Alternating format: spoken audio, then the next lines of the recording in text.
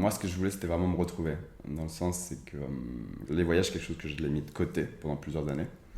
J'ai dépriorisé, donc c'était déjà me retrouver, voyager et faire vraiment ce que j'aime finalement dans ma vie de tous les jours. Tu te sens léger? Léger dans l'âme et léger dans le sac à dos?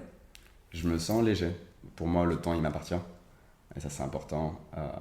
Léger dans le sac à dos, bah, effectivement, comme je l'ai dit, il n'y en a pas beaucoup dedans. Mais c'est plutôt, oui, c'est être ouvert à de nouvelles rencontres, de nouvelles activités, et le reste m'importe pas.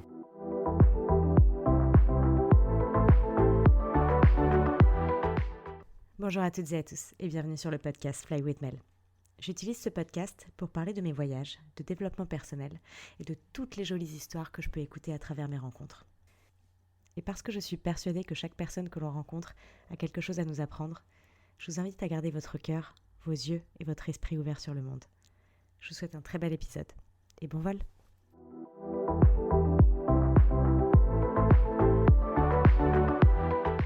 Bonjour à toutes et à tous, aujourd'hui je suis avec mon ami Rémi. Salut Rémi. Salut Mel. Donc Rémi qui est en train de faire un tour du monde en 13 mois, un mois par pays environ, c'est bien ça? C'est bien ça, 13 mois, 12 mois, ça peut évoluer. Et peut-être que ce sera même plus puisqu'il n'y a pas de ticket retour. Et du coup, avec Rémi, pour vous donner un petit peu de contexte, on s'est rencontrés en grande école de commerce il y a maintenant plus de, je sais plus combien de temps. 2009, 13 ans. Et du coup, ça fait vraiment un bon moment qu'on s'est rencontrés, puis après qu'on s'est perdu de vue parce que, entre guillemets, chacun fait sa route et son bout de chemin. Et c'est ça que je trouve très beau dans les amitiés et les connexions qu'on peut se créer dans la vie. C'est que quand les connexions sont belles, elles peuvent perdurer dans le temps. Pas besoin forcément de se parler tous les jours, mais juste un petit message de temps en temps et puis hop, ça peut revenir. Et en fait, tu m'as envoyé un message il y a, je crois, de ça un mois pour me dire que tu allais être de passage en Australie pendant ton trip dans le tour du monde. Et j'étais super contente de te lire. Et depuis que tu es arrivée, je suis trop contente parce que tu me racontes toutes tes histoires du bout du monde. Et je me suis dit, mais en fait, c'est pas possible. Il faut absolument qu'on enregistre un podcast sur le sujet. Donc merci de prendre le temps et puis merci d'être là. Avec plaisir. Je suis de passage à Sydney pour cette raison-là, non? Exactement. Il est venu juste pour faire un podcast, je non, précise. Je suis venu pour voir Mel, c'est différent. Oui. Alors, je commence toujours mes podcasts avec un truc pour visualiser un petit peu mieux les personnes que j'ai avec moi. Est-ce que tu peux me donner 3 valeurs de vie que tu as, qui te guident au jour le jour? 3 valeurs de vie. D'abord, je dirais explorer de nouvelles choses. J'aime bien découvrir, j'aime bien aller de l'avant, que ce soit culturellement, sportivement. Et c'est quelque chose qui me stimule tous les jours. Donc, ce qui relie aussi à la deuxième, qui est vivre le jour. Donc, c'est vraiment quelque chose que je recherche. C'est vrai que je planifie à moyen terme, long terme, très peu. C'est quelque chose que j'ai à terme envie de faire. Mais pour l'instant, ça me permet aussi de m'épanouir quotidiennement. Et la dernière, la fidélité, c'est quelque chose que j'aime envers mes amis. Garder les connexions, en tout cas les connexions importantes. Et avec ma famille aussi. Et c'est ce que tu as fait justement en plus en revenant ici et en m'envoyant un petit message, fidélité amicale, et je trouve ça trop beau et je trouve ça important de le rappeler, c'est que on peut se faire des copains un peu partout au cours de la vie, et si on se perd de vue, ça veut pas dire qu'on se perd de vue pour toujours, et ça veut pas dire que l'amour ou l'amitié ou ce que vous voulez en appeler disparaît, ça veut juste dire que chacun prend des chemins différents, et en fait on sait jamais ce que la vie nous réserve et on sait jamais quand est-ce que les connexions pourront se réanimer et pourront revenir. Et je pense que j'ai envie de partager ça parce que en vivant au bout du monde, on peut perdre de vue beaucoup de gens de qui on pouvait être très proche physiquement parlant, quand on était dans un pays ou dans un endroit spécifique. Et se perdre de vue à cause de la distance, ça veut pas dire que l'amour disparaît. Bien au contraire, parfois ça le fortifie. Et en plus, parfois, la beauté des choses, c'est que quand on va se retrouver, même si c'est dans 3 ans, 5 ans, 10 ans, on aura tellement de choses à se raconter parce que chacun de nous aura évolué de son côté. Et il y a tellement de jolies histoires à raconter et je trouve que c'est encore des retrouvailles encore plus belles. Parfois, le fait de prendre un peu de distance, n'importe quelle relation de vie, je parle, pas simplement de l'amitié, mais aussi en termes de famille ou d'amour, je sais pas. Parfois, le fait de prendre un petit peu de distance, et parfois, prendre de la distance, ça veut pas dire prendre de la distance pendant des années, hein. C'est vous qui choisissez, mais prendre de la distance, ça permet de prendre du recul sur la connexion qu'on a créée et sur les choses qui nous vont ou qui ne nous vont plus. Et si cette personne doit encore, pour l'instant, être autour de nous dans notre vie parce qu'elle nous permet d'avancer, d'évoluer ou d'aller bien, ou pas. Et ouais, voilà, je pense que c'est important de le rappeler. Donc, j'avais juste envie de commencer avec ça. Petite introduction, mais le podcast n'est pas sur ça. Le podcast, il est sur toi. Il est sur ton parcours et il est sur ton voyage. Est-ce que tu peux me dire déjà, premièrement, qu'est-ce que c'est exactement le plan que tu as en tête par rapport à ce tour du monde? Quel est le plan? Le plan, en fait, il n'y a pas de plan. Dans le sens, c'est que j'ai commencé à le planifier, l'imaginer il y a 5 ans. C'est quelque chose pour lequel j'ai économisé, c'est quelque chose pour lequel j'ai beaucoup planifié, beaucoup imaginé, plusieurs parcours, plusieurs circuits, plusieurs pays, et qui s'avère plus du tout valable aujourd'hui, après quelques mois, parce qu'il évolue constamment. Donc le plan initial, c'était de voyager, découvrir de nouvelles choses, découvrir de nouvelles cultures. Je sais que j'ai besoin d'être canalisé. Donc j'ai trouvé tout simplement une idée, était de vivre une expérience, qu'elle soit sportive, spirituelle, qu'elle soit culturelle, dans chacun des pays pour me stabiliser et avoir une base qui me tienne 2 jours, une semaine, 10 jours au même endroit. Donc ça, c'était le principe même. Et ensuite, c'était de rester au minimum 3 semaines à 1 mois dans chacun des pays. Pourquoi? Pour prendre le temps vraiment de découvrir le pays. Que ce soit un petit pays comme le Laos, le Cambodge, où les gens en général passent une semaine. Je voulais vraiment pouvoir avoir ce temps qui m'est accordé avec ce voyage pour l'explorer. C'est trop beau, j'adore. Et c'est quoi, si tu as en tête ton premier objectif quand tu as décidé de réaliser ce voyage, c'était quoi ce que tu avais comme idée? Le premier objectif, je pense que voyager, en fait, c'est une passion qui est arrivée, mais tardivement. Elle est arrivée lorsque je suis arrivé en Australie, de mon retour, quand j'avais 22 ans. Tu étais déjà venu en Australie, c'est ça? J'étais déjà venu en Australie, j'avais passé un Working Holiday Visa ici, j'ai passé 6 mois, et ce voyage m'a donné une autre ouverture d'esprit, qui était de découvrir d'autres endroits, d'autres univers. Et c'est quelque chose, en fait, au fil du temps, qui s'efface progressivement. Dans le sens, c'est que... donc après, je suis parti aux États-Unis, également pour 6 mois. Et à mon retour, on rentre dans la vie active. On rentre dans la vie active, nos passions en France, cabinet de conseil. On prend finalement certaines passions qui peuvent être relayées au second plan, par souci de... comme si on avait des responsabilités, des devoirs envers l'entreprise. Donc c'est quelque chose que j'ai beaucoup relayé, que j'ai commencé à négliger. Et c'est pour ça que j'ai commencé aussi à l'imaginer en parallèle de ma carrière professionnelle. Et qu'à un moment même, quand je vivais à Madrid, j'ai dit stop, je veux vivre pour moi et j'ai envie d'entamer ce voyage-là. Je veux vivre pour moi. J'adore ces mots que tu dis là. Quand tu dis je veux vivre pour moi, ça veut dire quoi exactement? Vivre pour moi, dans le sens, c'est qu'aujourd'hui, tout ce que je le fais parce que j'ai des envies intrinsèques. Donc je suis mes envies. Voyager seul aussi me permet d'avoir cette facilité-là. Parfois, c'est pas tous les jours facile, mais dans le sens, c'est que tous les jours, en tout cas, tout ce que je fais, ce n'est pas dans le cadre d'une entreprise, c'est pas dans le cadre d'obligation.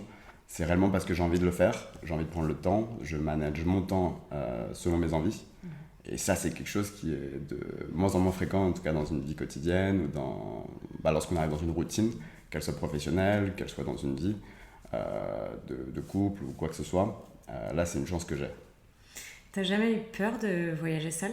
Enfin, c'est pas un truc où tu te dis mince, peut-être que je vais, je sais pas, il y a différentes peurs qui peuvent entrer en compte. Je vais m'ennuyer ou je vais être, je sais pas, je vais pas être bien. Et si jamais il m'arrive quelque chose, et si jamais. En fait, je pense que la peur, elle y est. Elle y est, c'est sûr. Et plus on approche du voyage, plus on prend des décisions fortes. Démissionner, lâcher son appartement. Donc quitter sa zone de confort. C'est des décisions qui sont pas simples. Et voyager seul encore moins. Moi, j'avais jamais voyagé seul avant. Le seul voyage seul que j'ai fait dans ma vie, c'était en Australie pour 3 semaines et quelques jours aux Canaries. Donc là, c'était vraiment un grand pas. Donc forcément, tu as la tête pleine de doutes.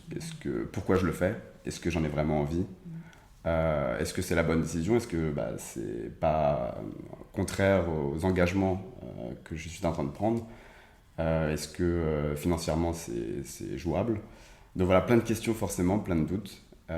Mais finalement aussi, en contrepartie, vraiment la volonté de le faire pour me découvrir, être en possession complètement de mon temps. Et qu'en fait, tu as l'impression aussi de te dire c'est maintenant ou jamais, je suis dans un tournant de ma vie. Et j'ai envie que ça soit maintenant pour me construire, continuer à me construire, que trop tard avec le regret de ne pas l'avoir fait. Tout ce que tu dis résonne. Après, je pense que c'est bien de souligner aussi que je pense après c'est ma perception, je pense qu'il est jamais trop tard de faire quelque chose ou de commencer quelque chose. Bien sûr que c'est beaucoup moins facile quand on a plusieurs années de vie à son actif et que du coup on a peut-être moins d'énergie, mais j'ai vraiment envie d'inviter tout le monde à commencer faire ce que vous avez envie de faire dès que l'envie vous dit, parce que il sera jamais trop tard pour commencer quelque chose et pour construire un rêve. Il vaut mieux vivre avec des remords que des regrets, comme on dit. Donc, ouais. Et je pense qu'en fait, de toute façon, il n'y a pas de moment parfait. Dans le sens, c'est juste avoir le courage de franchir le pas, que ce soit n'importe quel projet, que ce soit un tour du monde, ou que ce soit dans ton entreprendre, ou quoi que ce soit. Et effectivement, il n'y a pas de moment parfait. Il va falloir faire des sacrifices. Et c'est juste mesurer les efforts et la volonté qu'on a à ce moment-là. Je trouve ça super courageux ce que tu décris avant pour la préparation de ton voyage, donc de prendre la décision de tout quitter, de lâcher son appart, de lâcher ci, de lâcher ça. Ça a été quoi le plus dur, le plus gros challenge avant de partir? La plus grosse décision peut-être? La plus grosse décision, potentiellement le fait de vraiment quitter son job. C'est quelque chose qui est une sécurité, c'est quelque chose aussi où je me sentais bien. J'étais en Espagne, c'était un des objectifs de ma vie de travailler à l'étranger. Et le fait d'arrêter, le fait de quitter tous ses amis, je pense aussi, de prendre de la distance avec ses amis et de se dire, on sait qu'il y a des choses qui ne changeront pas, comme tu l'as précisé avant. Je pense qu'il y a des amitiés, peu importe la distance, peu importe le temps, elles sont fortes, elles le resteront. Et même si on rate des événements, il y en aura d'autres à venir. Mais effectivement, cette distance-là qui est menée, lorsqu'on voit des vidéos en voyage ou quoi que ce soit, c'est des petits rappels qui font que c'est le plus dur.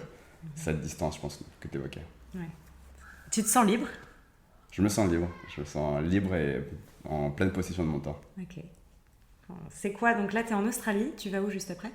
Nouvelle-Zélande. Ok. Et après ça, du coup, il n'y a pas de plan, c'est ce que tu disais au tout début. Et après ça, il y a toujours un plan qui est l'Amérique du Sud. Mais qui change, c'est ça, un plan qui change tout le temps. Qui change, qui est évolutif, les pays ont évolué. Okay. Mais on va dire que la base des pays que j'avais au moins sélectionnés a plus ou moins évolué. Il y a juste l'Inde qui a été ajoutée, il y a la Nouvelle-Zélande, mais sinon le reste reste stable. Est-ce que tu peux me faire un topo rapide des pays que tu as fait jusque-là? J'ai commencé au Népal, où j'ai eu l'occasion de faire un trek. Ensuite, je suis allé au Vietnam, où j'ai appris à faire de la moto. Ensuite, je suis allé au Cambodge, où j'ai fait une immersion dans un éco-village. Ensuite, je suis allé en Thaïlande, où j'ai pris des cours de boxe thaï. Ensuite, je suis allé au Laos, où j'ai fait plutôt un trek dans les villages ethniques dans le nord du Laos. Et après, je suis allé en Inde pour faire un vipassana, donc méditation. 10 jours dans le silence. 10 jours dans le silence, sans téléphone, sans le droit de parler. On a fait un podcast là-dessus, et d'ailleurs, si vous avez envie de l'écouter, il est sur la chaîne Fly with Mel. Et ensuite, Philippines, où j'ai eu l'occasion de passer mon deuxième niveau de plongée. Donc en fait, dans chaque pays, tu essaies d'avoir un objectif, où il y a un truc en tout cas que tu apprends ou que tu décides vraiment de faire pour le rapporter à chaque pays, c'est ça? Ouais, en fait, c'est-à-dire que chaque expérience doit être en relation avec la culture du pays. Donc que ça soit culturellement, sportivement, il doit avoir ce lien qui me permet de découvrir le pays d'une autre manière. C'est-à-dire qu'il y avait une micro-série qui avait été développée qui s'appelle Amateur, qui était de découvrir la Thaïlande à travers la boxe thaï. Et c'est quelque chose qui m'inspirait et que j'ai voulu reproduire et qui me permet de me canaliser, de me poser aussi pendant quelques jours, en tout cas pour pratiquer une même activité. Quand tu m'as raconté un petit peu les récits de tes voyages, il y a un truc qui est resté en moi, c'est que je t'ai dit, c'est quoi le pays que tu as le plus préféré? Et tu m'as dit, en fait, je peux très bien te dire ce que moi j'ai préféré, mais ça veut pas dire que toi tu préférerais ça. Et j'ai trouvé ça super beau et super vrai, c'est que, encore une fois, la perception qu'on a des choses, du monde et des expériences qu'on vit, elle est propre à chacun. Est-ce que tu peux m'en dire un petit peu plus là-dessus? Ouais, je pense qu'il y a un ressenti, et le ressenti peut être influencé par plein de choses. Que ça soit l'environnement extérieur, que ça soit est-ce qu'on est confortable aussi avec ce qui nous entoure, qu'est-ce qu'on recherche, est-ce que c'est des activités sportives. Je pense souvent à l'exemple des Philippines, qui est un rêve pour beaucoup, mais qui sportivement, remis la plongée, d'un point de vue des treks, n'apporte peu. Donc effectivement, je pense que, comme je dis souvent quand je rencontre des gens qui me demandent « c'est quoi ton pays préféré ?», la première réponse, c'est « qu'est-ce que tu recherches ? Qu'est-ce que tu recherches ? Qu'est-ce que tu aimes ?» avant de donner cette réponse-là. Parce que le Népal m'a apporté une expérience humaine incroyable avec des paysages montagneux où on se sent vraiment petit au milieu de la nature. Comme le Laos qui m'a apporté une expérience humaine, mais d'une autre dimension qui est plutôt locale, où même si les gens parlent très peu anglais, on t'invite à prendre des verres, on t'invite à discuter, à partager un repas, ce qui est complètement différent. Et après, il y a des pays qui restent, on va dire, transitoires, qui sont comme le Vietnam et la Thaïlande, qui apportent un peu de tout. mais qui sont bien évidemment plus touristiques. Ok. Tu t'es senti en sécurité dans la plupart des pays que tu as visités? Enfin, tu t'es toujours senti... Ouais. Je me suis toujours senti en sécurité. Alors après, notamment pour l'Inde, il y a quelques appréhensions. Mais c'est vrai que en faisant plus attention, donc après c'est aussi ton niveau d'attention qui est différent selon les pays. Je sais qu'en Asie, j'aurais probablement pas le même niveau de vigilance que j'aurais peut-être en Amérique du Sud. J'écouterais peut-être plus aussi, je me renseignerais plus en amont.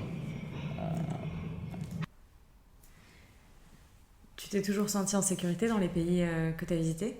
Je me suis toujours senti en sécurité dans l'ensemble des pays. Je pense que les gens aussi t'accueillent les bras ouverts. Après, bien évidemment, tu as un niveau de vigilance qui s'adapte selon les pays. Il est vrai que la vigilance que j'ai eue en Inde n'est pas la même que j'ai pu avoir au Vietnam ou en Thaïlande. C'est juste adapté en fait aux différentes circonstances, écouter notre ressenti aussi. Et je sais très bien que les comportements que j'ai eus aussi en Asie ne seront potentiellement pas les mêmes comportements que j'aurai en Amérique du Sud.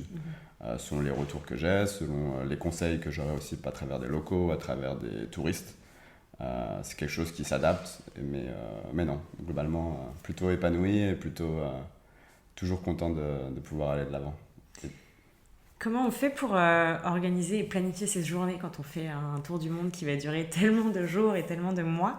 Et que j'imagine qu'il y a aussi, je sais pas, est-ce qu'il y a besoin de rester motivé? Enfin, comment toi tu le perçois par rapport à toi?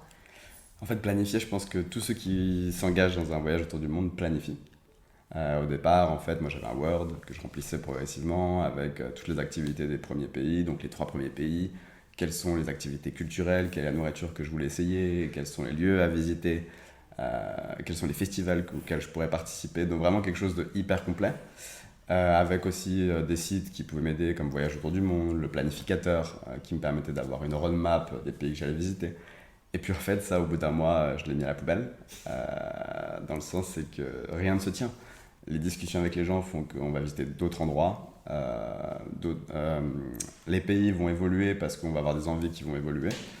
Après, on commence à planifier du coup au jour le jour. Et au jour le jour, dès qu'on arrive dans une auberge, on rencontre de nouvelles personnes, ou le fait de rencontrer des locaux dans la rue, on va s'interroger sur quels sont les lieux à visiter. On peut s'aider aussi des agences. C'est vrai que de certains pays, j'ai pu m'aider d'agences pour planifier après de mon côté, mais en tout cas pour récolter de l'information qui est localisée, qui est du coup plus pertinente à mon sens que certaines informations qu'on pourra avoir sur Internet.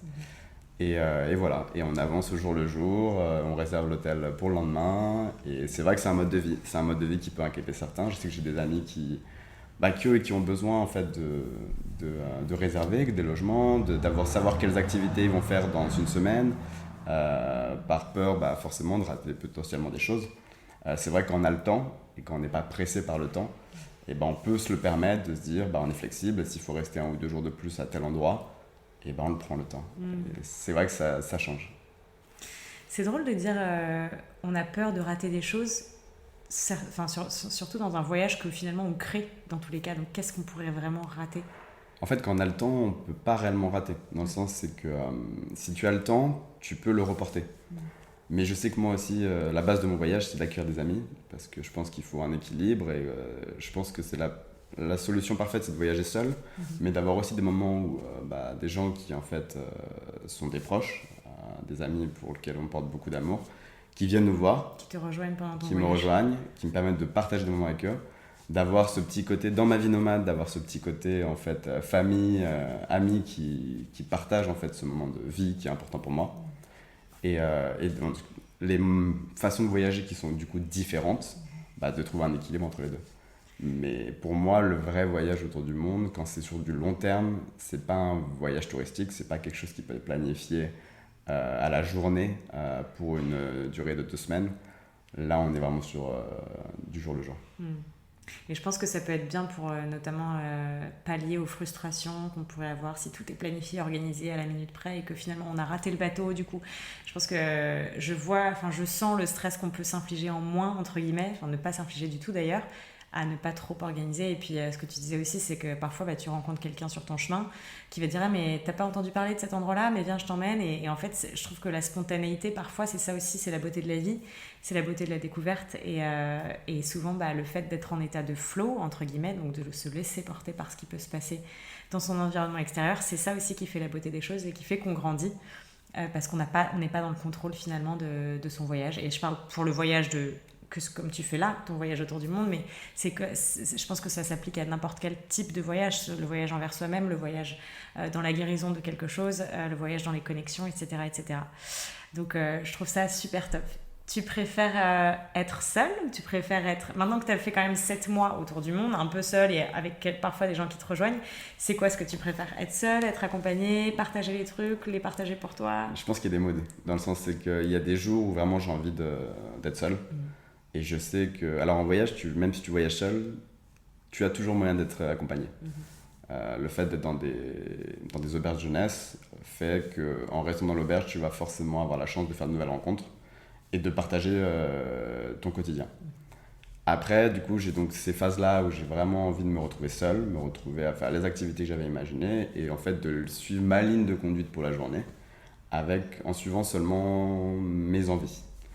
Et j'ai d'autres parties du coup de mon voyage où j'ai envie de le partager en fait, d'avoir ce côté souvenir où on peut en rediscuter des années plus tard en se rappelant les activités qu'on a pu faire ensemble, ce qu'on avait ressenti. Donc en fait c'est une balance, je pense que c'est une balance entre les deux qu'il faut trouver.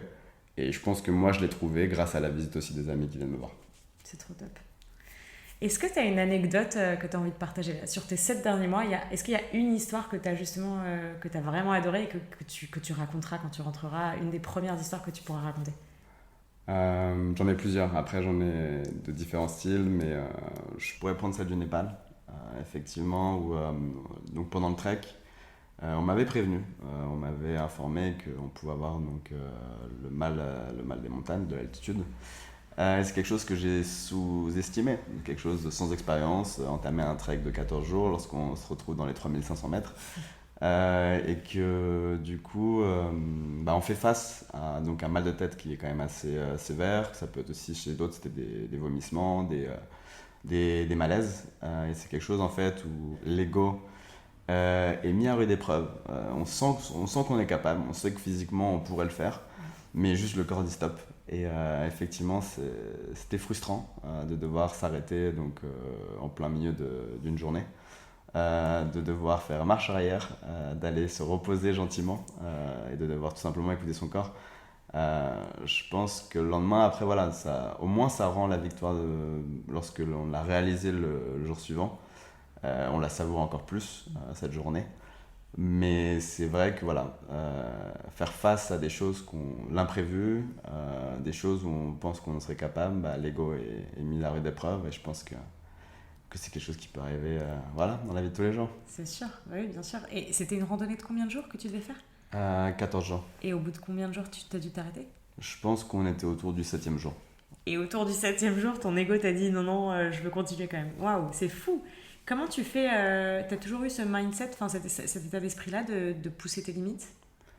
En fait, ouais, effectivement, j'ai toujours eu ce côté-là un peu... il faut que pour réellement me réaliser, il me faut un challenge. Donc, c'est pour ça que j'ai pas pris une randonnée de 2-3 jours. C'est pour ça que j'ai préféré apprendre à faire de la moto dans des montagnes au Vietnam ou faire 10 jours de Vipassana alors que j'avais jamais fait de méditation de ma vie. Je pense qu'en fait, pour m'investir pleinement dans une expérience, il me faut ce côté un peu challenge. Extrême, pour que je m'y épanouisse et que j'apprenne rapidement en fait. Je pense que c'est aussi lié à l'apprentissage. Quand c'est quelque chose qui est marquant, j'ai plus tendance à l'imprégner que si c'est quelque chose qui serait vraiment trop passager ou trop proche de ma vie de tous les jours. Non mais c'est assez impressionnant et j'imagine que ça, du coup d'avoir cet état d'esprit-là, ça t'aide aussi dans ton voyage seul parce que du coup t'as pas besoin d'avoir quelqu'un qui te motive peut-être autant que certaines personnes. Tu te motives toi-même et ta propre compagnie te permet de dépasser tes limites. Ouais, je pense qu'en fait, il y a souvent ce côté-là de se dire, on m'avait dit quand j'ai commencé mon voyage, non mais en fait ton rythme, tu verras, on en reparle quand ce sera 1, 2, 3 mois que tu voyageras. Et j'ai eu beaucoup de fois cette réflexion-là parce que c'est vrai que les journées étaient bien remplies, parfois peut-être un peu trop. Et des gens qui me disaient tu peux pas continuer à voyager comme ça, tu vas changer ton rythme. En fait non, je réalise que ma personnalité fait que je continue à voyager à mon rythme.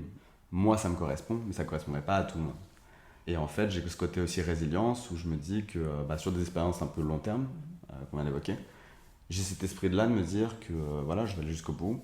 C'est comme si je l'ai engagé, je le termine. C'est applicable pour ce voyage-là, c'est applicable pour la méditation, c'est applicable pour le trek. Ce sera sûrement applicable dans les prochaines expériences à venir.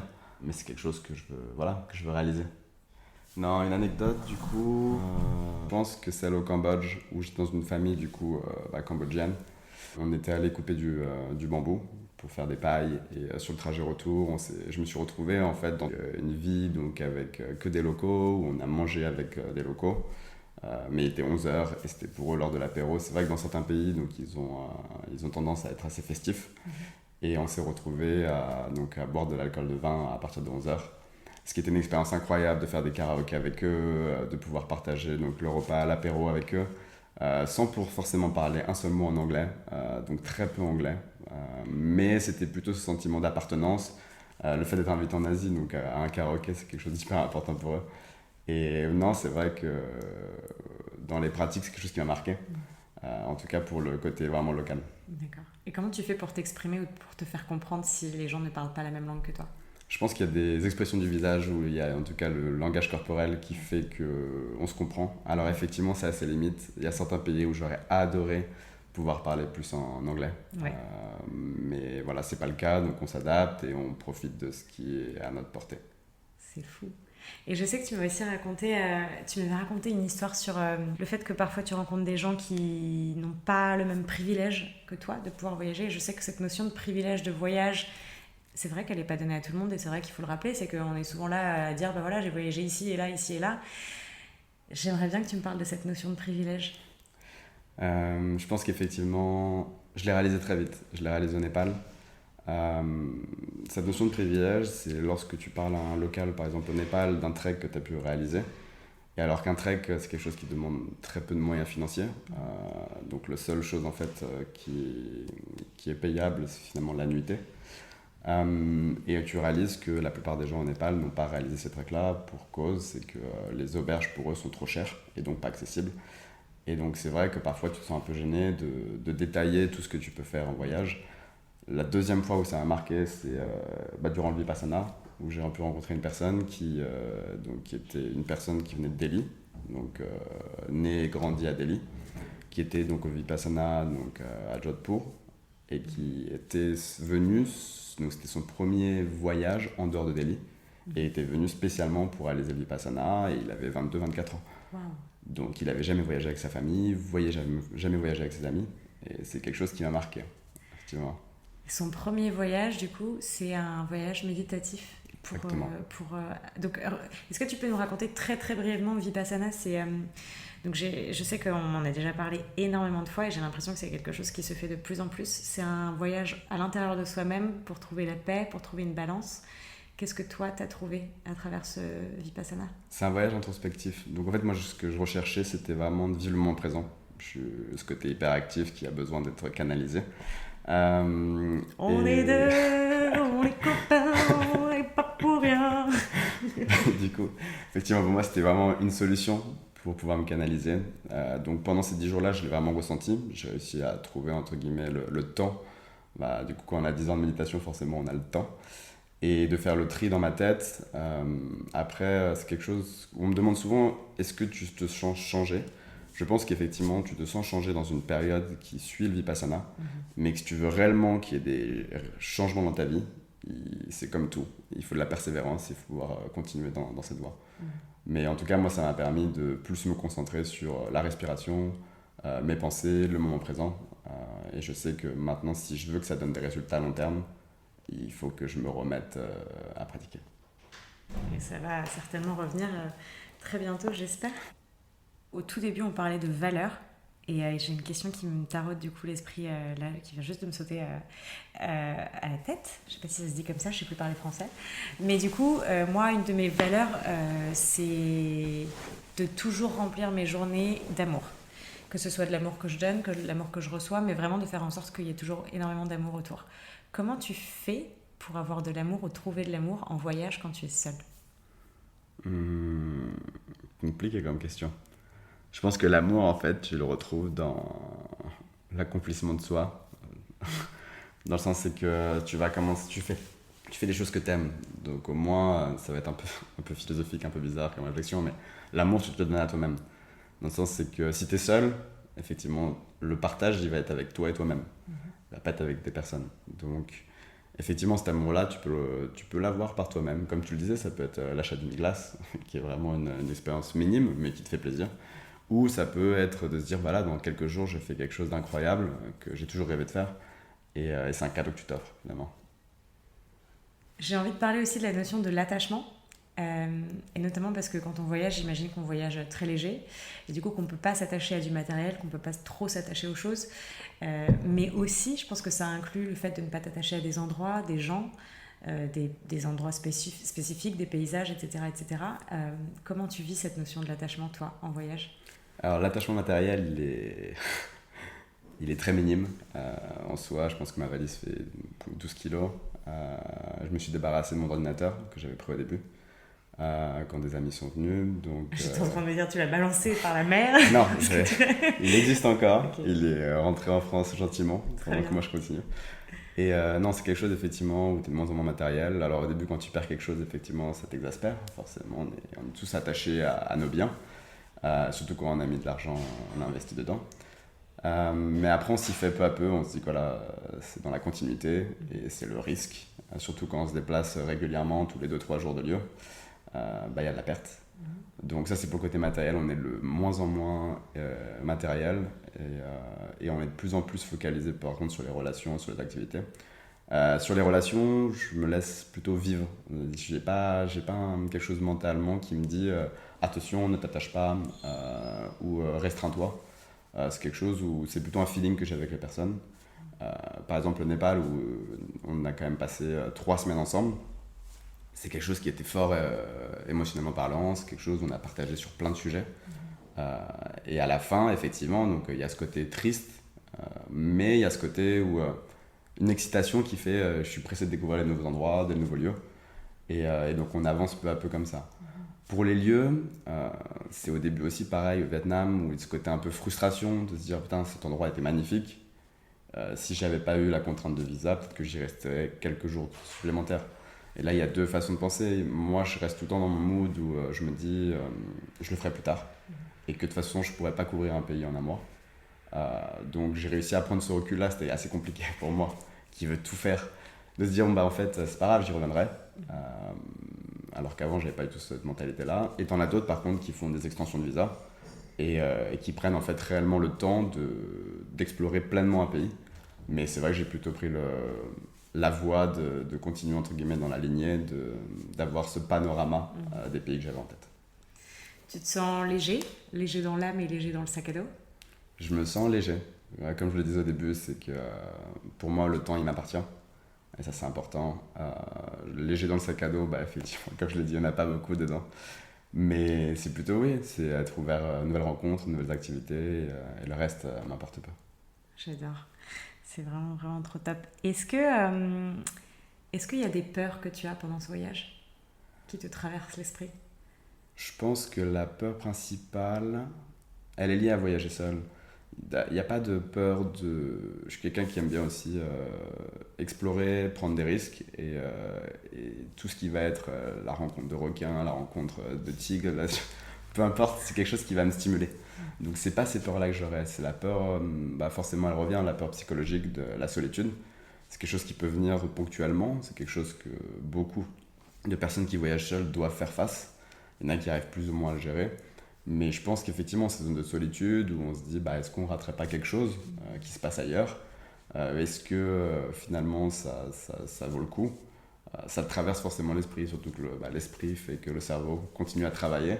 Et c'est des choses qu'il aime bien se réinjecter régulièrement. Et une fois qu'en fait on a surpassé, il suffit que je prenne le temps, je regarde ce que j'ai déjà fait, me replonger dans toutes les étapes qui ont précédé.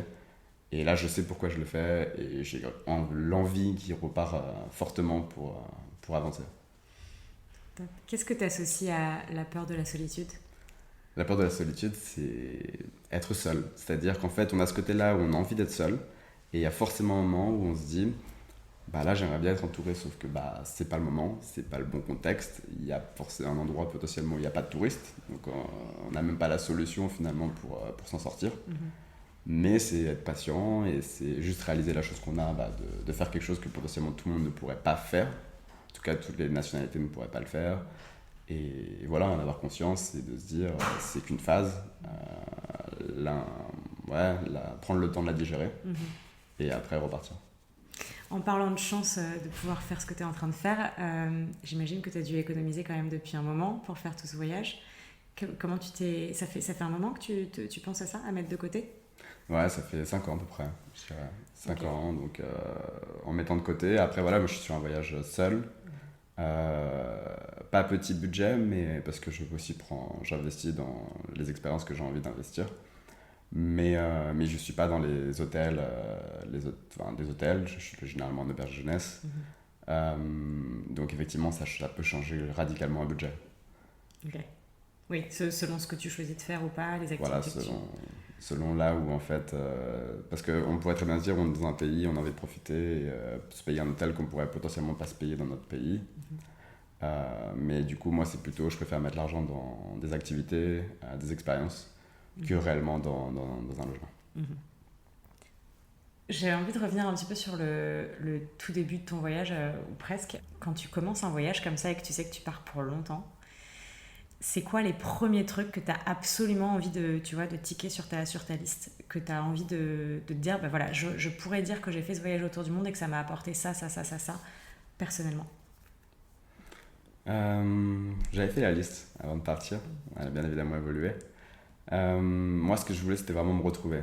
Dans le sens, c'est que, comme je l'ai dit, je pense que les voyages, c'est quelque chose que je l'ai mis de côté pendant plusieurs années. J'ai dépriorisé, donc c'était déjà me retrouver, voyager et faire vraiment ce que j'aime finalement dans ma vie de tous les jours. Le deuxième, en fait, c'était de développer de que ça soit nouvelles compétences ou en tout cas être à l'aise sur des choses que j'avais pas l'habitude de faire. Donc, comme je disais, d'où l'expérience aussi par pays qui me permet de m'ouvrir à de nouvelles choses et également de développer mes capacités pour d'autres choses. Je prends l'exemple aussi je prends un cours de cuisine dans chacun des pays parce que c'est quelque chose qui est pour moi important. Au-delà du voyage, il y a l'aspect culinaire et c'est quelque chose que j'aime découvrir dans chacun des pays. L'aspect activité extrême ou sportive, c'est quelque chose que j'aime aussi. Donc tout ça, c'est que je voulais revenir en me disant, voilà, j'ai pris le temps de m'enrichir de choses culturellement qu'on peut pratiquer en France, c'est la chance qu'on a, il y a tout qui est à disposition, mais j'ai pu le réaliser dans le pays. Et c'est vrai que c'est une question qui me revenait régulièrement en Inde. Pourquoi tu fais le Vipassana ici? Tu l'as en France. Et c'est vrai que c'est la question qui revenait, tu l'as en France. Mais en fait, le Vipassana, j'avais pas envie de le faire en France. Ça m'est pas traversé l'esprit. Alors effectivement, si j'avais eu pas d'opportunité de voyager, je l'aurais fait potentiellement en France à un moment. Mais là, vu que j'ai cette opportunité de le faire en Inde, bah, je le fais en Inde.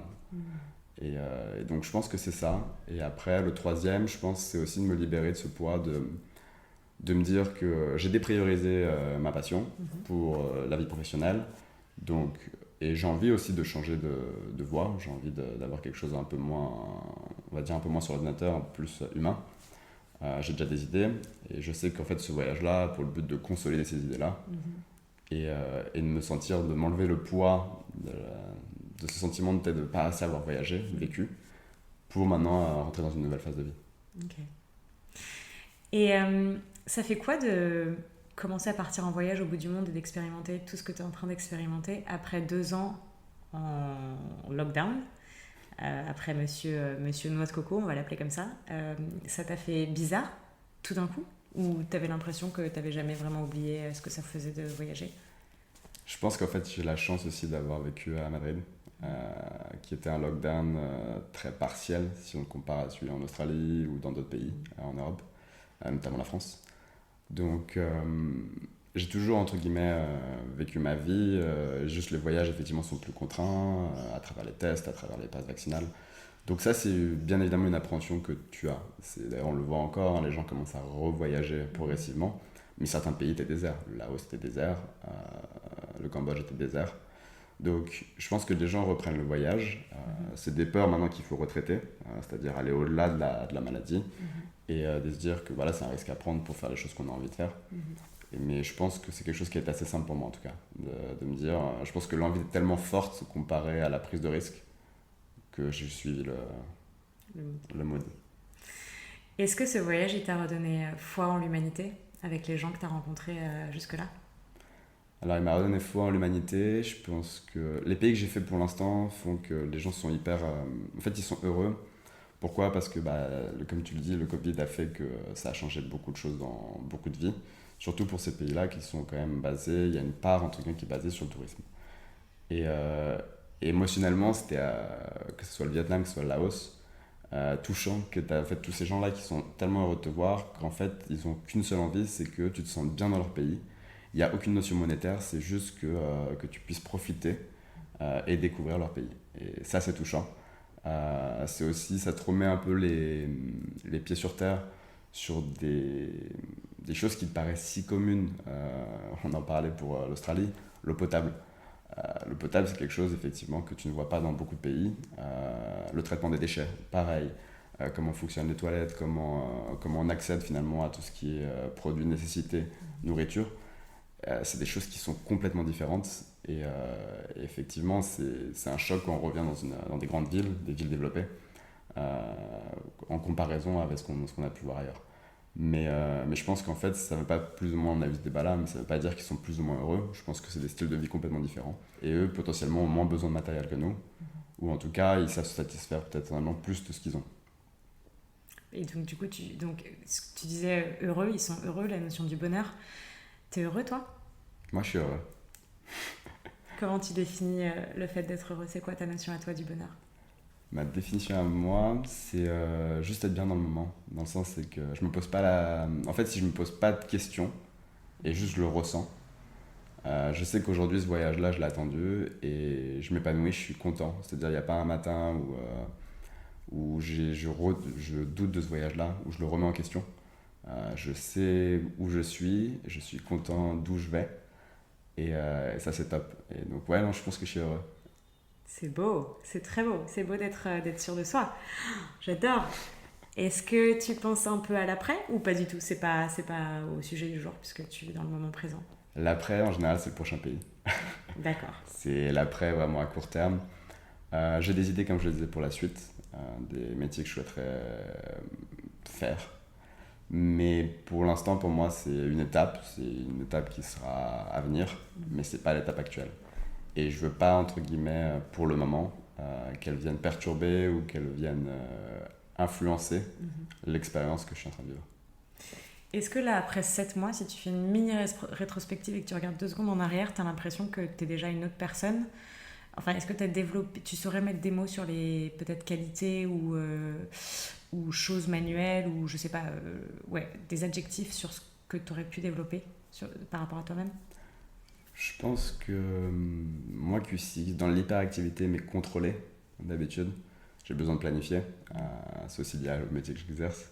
Mais j'ai besoin de planifier, j'ai besoin d'avoir une vision claire. Ça me permet maintenant, je sais que l'Espagne avait commencé à faire cette transition en moi, mais vivre au jour le jour, c'est quelque chose où je pense que j'ai quand même évolué, que ce voyage-là me force à le faire quotidiennement.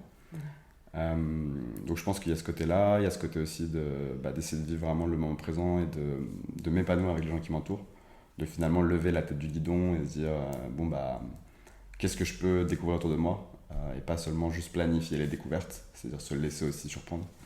Donc je pense que c'est des choses, la patience aussi, la patience dans certains pays il faut l'avoir et je sais que j'ai cette tendance où lorsque je veux quelque chose, j'aime l'avoir aussi rapidement. Et parfois, en fait, c'est pas possible parce que les infrastructures, le mode de vie de certains pays ne te le permettent pas. Et effectivement, je pense que ça me permet de travailler ce côté-là de ma personnalité. Mais voilà, je pense qu'effectivement, ça va me permettre de développer de nouvelles compétences, d'améliorer certaines. Et c'est aussi la finalité de ce voyage. Trop top. Est-ce que pour, entre guillemets, terminer cette conversation que j'ai pas du tout envie de terminer d'ailleurs, j'ai envie que tu me parles de tous tes voyages et que tu me racontes un peu plus. Est-ce que tu as des conseils à donner à quelqu'un qui a vraiment envie de se lancer aussi dans l'aventure d'un voyage? Pas forcément un voyage autour du monde, mais déjà un premier voyage, seul ou accompagné. C'est quoi les premiers conseils que tu donnerais? Je pense, comme tu l'as dit, mais ça, je le ressouligne, il n'y a pas de moment parfait. Je pense qu'il faut s'écouter. Si l'envie y est, donc on a déjà la base. Ça, c'est la première étape.